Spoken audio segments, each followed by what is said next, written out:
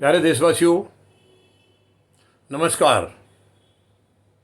आज मैं आपके सामने बात करूंगा गुजरात चुनाव के बारे में, जो कल ही संपन्न हुए हैं और 8 दिसंबर को नतीजे आएंगे। अब देखिए, जो चुनाव प्रचार से पहले यानी जो हालात थे, किसी भी हालत में गुजरात में इस वक्त बीजेपी की सरकार बनने के कहीं भी आसार ग्राउंड में नहीं थे, ज़मीन में नहीं थे। और वैसे भी यानी पिछले 2002 के चुनाव से लेकर के अभी तक 17 तक के जो चुनाव हुए थे, हर चुनाव में बीजेपी की सीटें नीचे आती जा रही थी, हर चुनाव में। और अब की बार और ज़्यादा नीचे जाने की पूरी संभावना थी। सरकार बनने का कोई सवाल नहीं था। लेकिन बीजेपी क्योंकि हर चीज़ को मैनेज करती है, नियंत्रण में लेती है हर चीज़ को अपने तरीके से, तो ये अगर मैं ये कहूँ कि आज़ादी के बाद से सबसे ख़राब चुनावी प्रक्रिया का दौर चल रहा है, तो ये बात गलत नहीं होगी। ये सच में प्रजातंत्र के लिए नुकसानदायक है, प्रजातंत्र के हित में नहीं है ये कि चुनाव को अगर मैनेज किया जाता है, तो इससे बड़ा दुर्भाग्य की बात इससे और कुछ हो नहीं सकती है।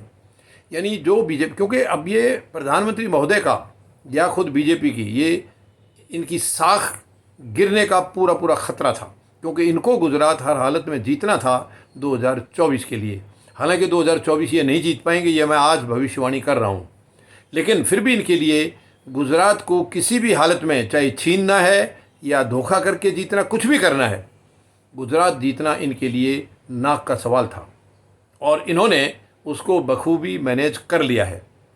यानी देखिए, मोरबी की एक इतनी दुखद घटना हुई थी, उस घटना का भी इस चुनाव के अंदर कोई ख़ास बीजेपी के ख़िलाफ़ असर नज़र नहीं आया है। इन्होंने ऐसे तरीके से मैनेज किया है, क्योंकि इनसे बड़े कलाकार आज राजनीति में कोई भी नहीं है।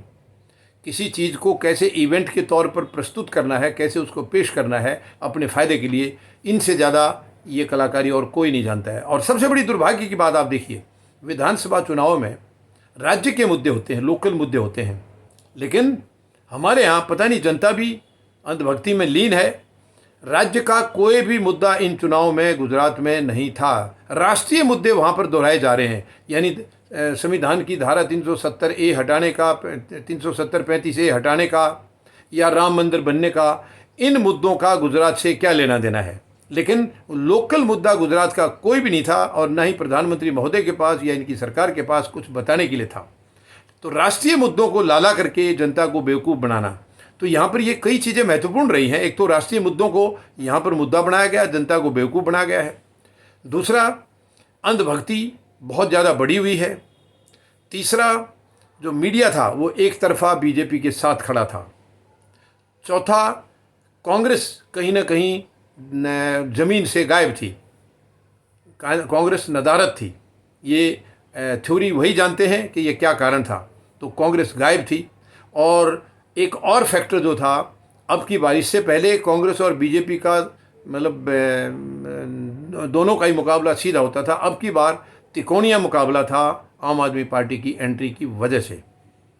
तो अब ये साफ हो गई है तस्वीर वहाँ कि गुजरात में अब की बार भी बीजेपी की सरकार बनने जा रही है। बनने क्या, उसको मैनेज किया गया, मैं दावे के साथ कह सकता हूँ, मैनेज किया गया है। ये गलत है, ये हमारे लोकतंत्र के लिए बहुत बड़ा ख़तरा है।